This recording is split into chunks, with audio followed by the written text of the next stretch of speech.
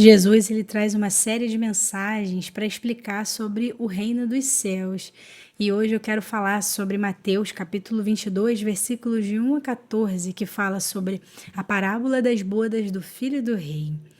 Então, Jesus, ele tomando a palavra, tornou a falar-lhes em parábolas, né? Jesus usava desse tipo de linguagem, né, de pedagogia, para ensinar as coisas difíceis, através de historinhas, para que os seus discípulos conseguissem compreender, né, essas mensagens tão profundas do reino dos céus.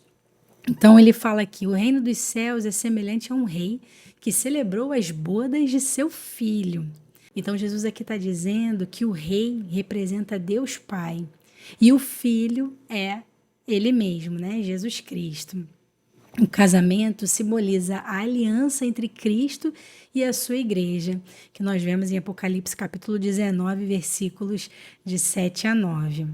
Versículo 3. E enviou os seus servos a chamar os convidados para as bodas, e estes não quiseram ir. Então, esses servos representam os profetas e mensageiros de Deus enviados para chamar o povo de Israel ao arrependimento.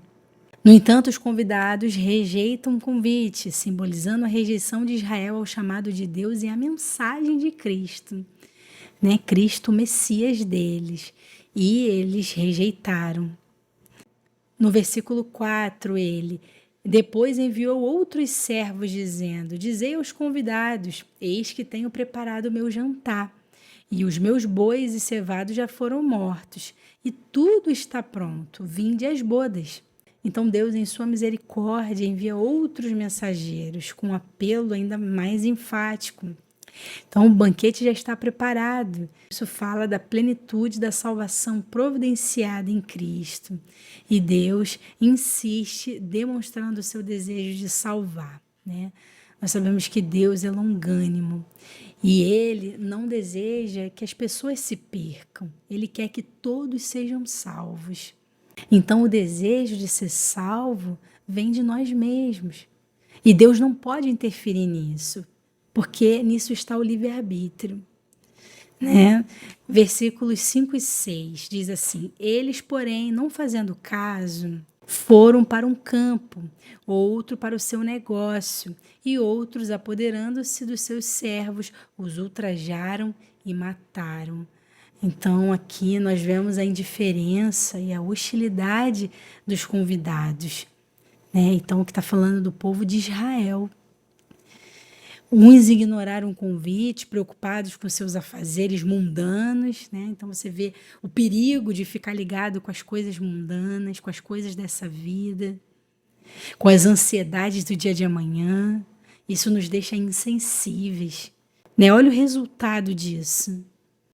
Enquanto outros perseguem e matam os profetas de Deus. Então isso está falando sobre a perseguição sofrida pelos profetas e pelos apóstolos ao longo da história. Eles agiram com hostilidade. O povo de Israel acabou desprezando aqueles que foram enviados. Jesus mesmo disse: Jerusalém, Jerusalém, que mata os seus profetas, que mata aqueles que te são enviados. Ali o Senhor fala que vai deixá-los sozinhos, órfãos, até que eles reconheçam e digam, olhando para o alto, Baruch Rabá Beshem Adonai.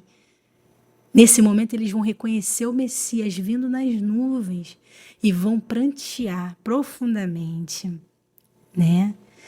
Então aqui o Senhor está falando que o encontro deles novamente com o povo que desprezou todos os seus enviados e a ele mesmo vai ser nesse período, lá no final da grande tribulação, na batalha do Armagedon.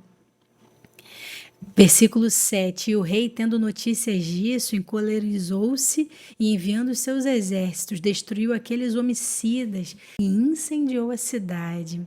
Então, aqui Deus, né, que é o rei, ele vai executar o seu juízo sobre os rebeldes. Então, aqui está falando sobre uma profecia de destruição.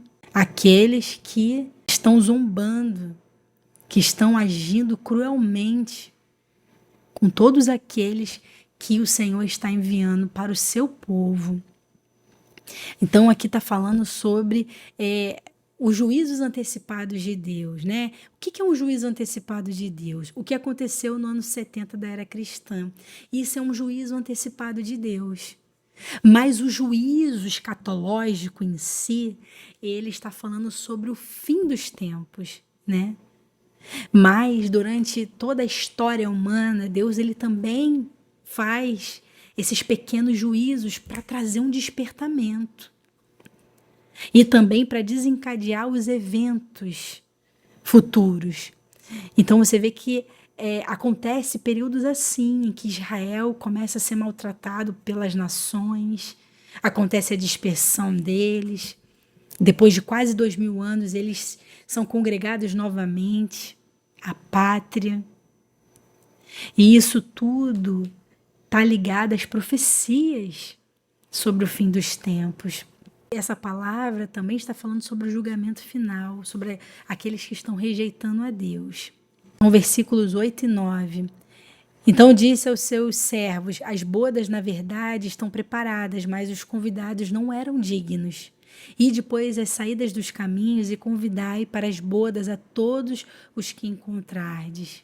Os primeiros convidados, os judeus, eles rejeitaram o convite do Senhor. Então Deus começa a abrir a porta da graça para todas as pessoas que os seus trabalhadores encontrarem no caminho, seus servos. Aqui está falando sobre a oferta do Evangelho.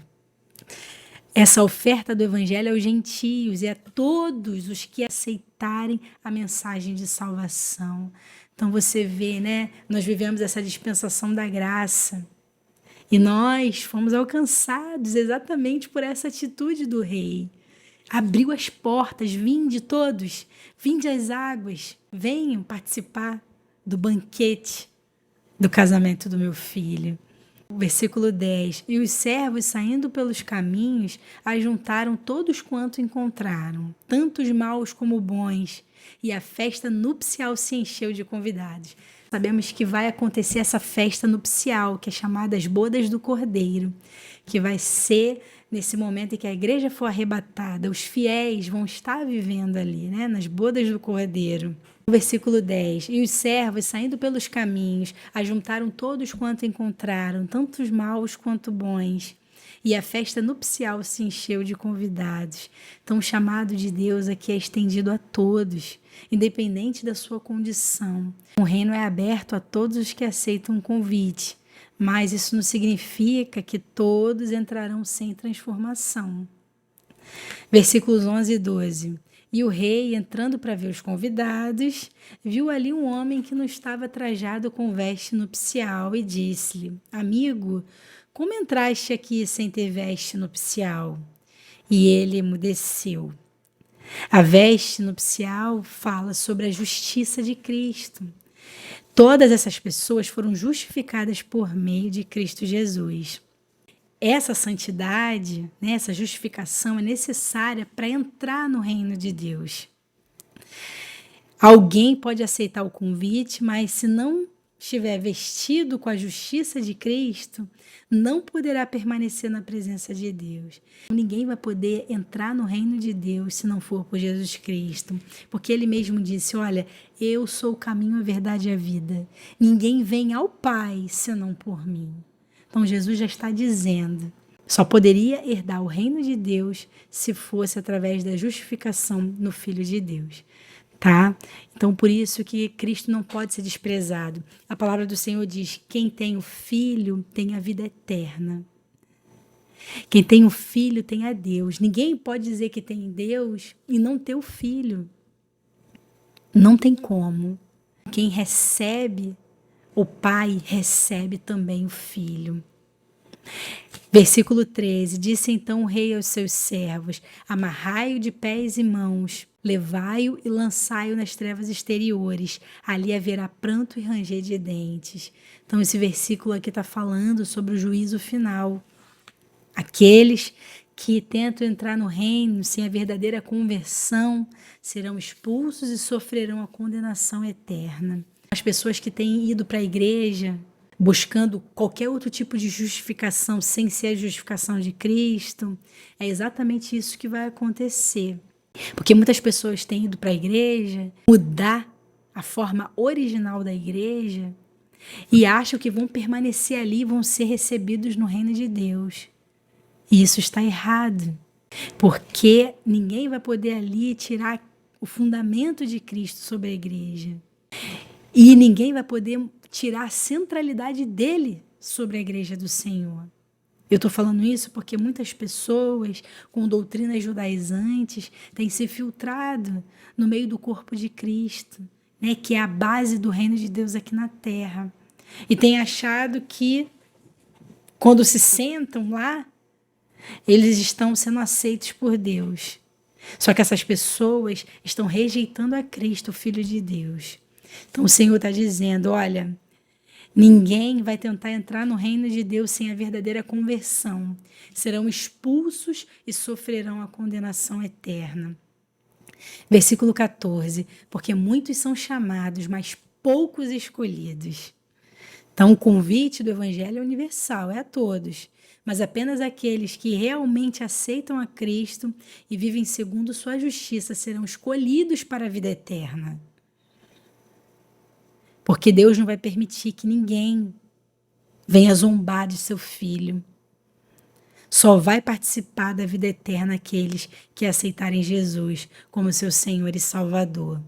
Então essa parábola é um alerta solene a todos nós. Deus preparou um grande banquete para aqueles que o amam, mas muitos ainda recusam esse convite, distraídos pelos prazeres e preocupações dessa vida.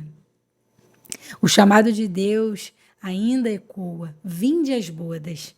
Não sejamos como aqueles que rejeitam a graça de Deus por causa do amor ao mundo. Muitos são chamados, mas poucos são escolhidos, porque nem todos estão dispostos a se vestir com a veste da justiça de Cristo. Então examine-se. Você está pronto para as bodas do Cordeiro? Você tem negligenciado o chamado de Deus? Você está vestido com a santidade e justiça de Cristo? A sua vida está refletindo a transformação que o Evangelho de Cristo Jesus traz? Possamos declarar aquilo que está em Apocalipse capítulo 19, 7.